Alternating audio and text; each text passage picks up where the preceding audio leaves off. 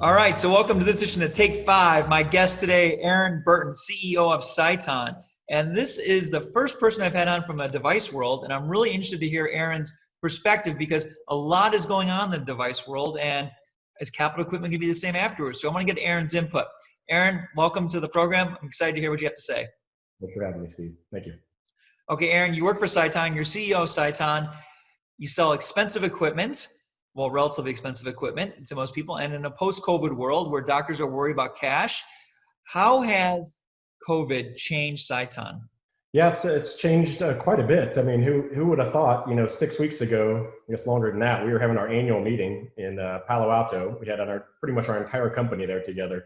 And then, man, in the middle of March, everything pretty much got wiped out, and Silicon Valley, shut down everything, which is where our manufacturing plant is. So it certainly changed us, quite a bit. I think you've heard the term pivot a lot, which is everybody talks about. We're trying to make adjustments, and you go from strategic thinking to you got to be very tactical because it's hard to predict what's even going to happen. But one thing that hasn't changed, I'll tell you, is we definitely are betting on our people. We haven't had any layoffs or any furloughs, and we're not planning any of it, even though our revenue has dropped by 90%. I mean, it's obviously doctors are not buying equipment right now. You haven't laid anyone off yet. And a lot of companies have laid off and furloughed, and a lot of doctors have also. What was that decision not to lay off or furlough? Well, one of the advantages you have when you're going through something chaotic or crazy like this is you go to your core values. And we've always been, Jim Hobart and Dan Negus founded the company, and our core values have always been to take care of our people first. So it would not have made any sense if we would have started firing people left and right as soon as we ran into trouble. So we've really bet on that. We think there's going to be challenges when we get out of this, and we need our people to help us get out of it. So, and we're fortunate. We're private. We've been in a good cash position for a long time. So we weren't in a desperate mode where we had to just cut people. And then we think we're going to be better off. We think it will return eventually, not tomorrow or quickly, but it'll eventually return. And we think having our people is an advantage for us. So we've opted not to do that. All right, Aaron, question number 2.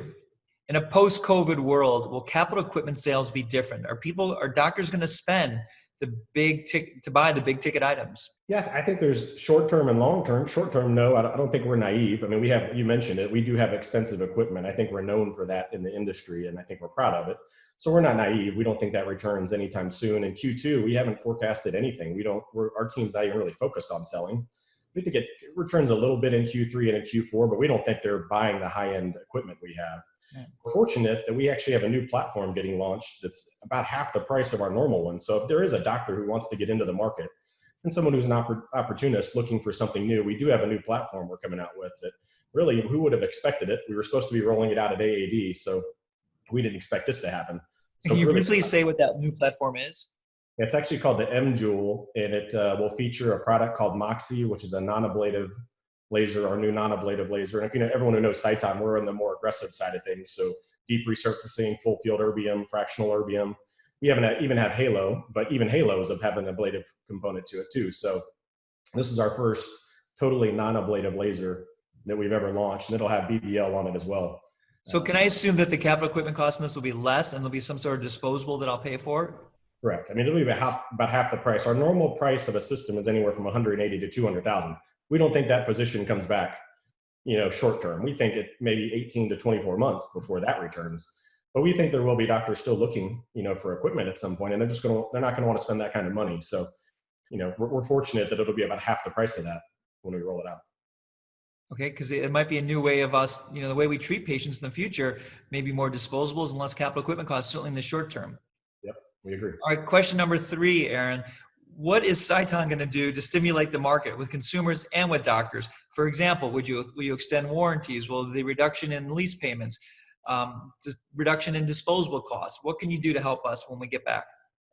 Yeah, we've been asked that many times. A lot from our customers want to know what we're going to do to help. And the first thing we've done is for anybody who has a service contract, we have extended terms on them.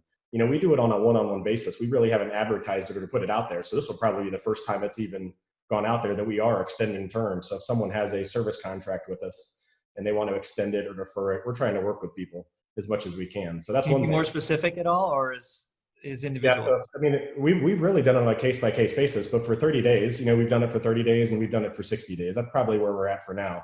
Yeah. And then I think, like everybody, we're trying to figure out the fog of when does the patient return. So we've really tried to watch patient volume. We have something called Sciton IQ that helps us, which is really for physicians to monitor treatment kind of patterns and things like that, but it also watches system health. So we get a lot of information, and we think that once that patient traffic starts to pick up, clearly doctors are going to want to get back to normal. So our really focus is, how do we help get that traffic? How do we see Sciton IQ numbers go back to where they were before? So we've got two ways we can do it. One, we think one of the unfortunate pieces of all of this is, I think there will be a lot of staff changes. I think there will be a lot of staff shuffling around because people got furloughed or fired or laid off. So one of the advantages of having our full team is, we know doctors want to get back up to speed when the doors do open, but they may not have the same nurse or esthetician there. So we need to figure out how can we get them up to speed as quick as we can. That's one. And two is, we like every company in the industry, we've really had to cut our costs. We've really tried to protect our payroll and our people, but we've really had to cut costs everywhere else that we can. But the other spot that we have opted not to cut costs is in marketing, because we do think, our power brands, BBL, Halo, and now Moxie, we think that if we can, we need to keep spending that money, and it's going to mainly be in social media, Instagram, Facebook. We do a lot with Real Self, but we don't want to cut those costs because we know it's going to harm our physicians out there too. So we've done a lot of cutbacks, but those are two areas we haven't: our people and our payroll, and then our marketing expenses. So you mentioned that you would likely, as physicians, we're going to have new staff members in the office. Can Sciton help us with training these new staff members? Absolutely. I mean, we've really started to where we're doing virtual training now. We actually have a clinical setup here in Dallas, and we actually have one in Palo Alto too. But in Palo Alto, it's harder for us to get in and out of there. We're more limited. But here in Dallas, we have one clinical trainer full-time sitting next to a laser doing virtual meetings or virtual trainings. So a physician or a provider can be sitting next to their laser, and we have a clinical person sitting next to one, and they're just walking through, not quite hands-on because there's not a patient there, but, trying to get them ready for when it does happen. And then when the doors do open, our clinical team, our sales team, and our marketing team, instead of focusing on just selling, they'll be more focused on clinical training and how do we get people back up to speed. That'd be really helpful. Also, if you can help us somehow stimulate the market, if you can give us discount on disposables, things like that, I think will go a long way in the early stages when we try to emerge from this crisis. Okay, question number 4, Aaron. Do you think the aesthetic market will change? Do you think the patient who comes into my office is a different patient post-COVID? Are they going to be less interested in a more aggressive procedure? Are they more interested in aggressive procedures? What's your thoughts on that? Yeah, I would, we think that, they will eventually return, but they're going to return, people always want to look good. They want good skin health. They want to look beautiful. That's not going to change. But I do think they return looking for more of the low downtime, quick recovery stuff that, I don't think they're going to come back for surgical treatments maybe as much. You would know the answer to that even better than I would, but they do. I'm big on it. Okay. We're thinking they're going to come back, and they're going to want stuff like BBL and Halo that aren't a huge cost to it. And I think that's something that we think will help physicians in the short term, is people will want to get treatments. That the aesthetic market will be there. And if it takes 18 months or 24 months for a full recovery like we're talking about, they're still going to want something in the meantime.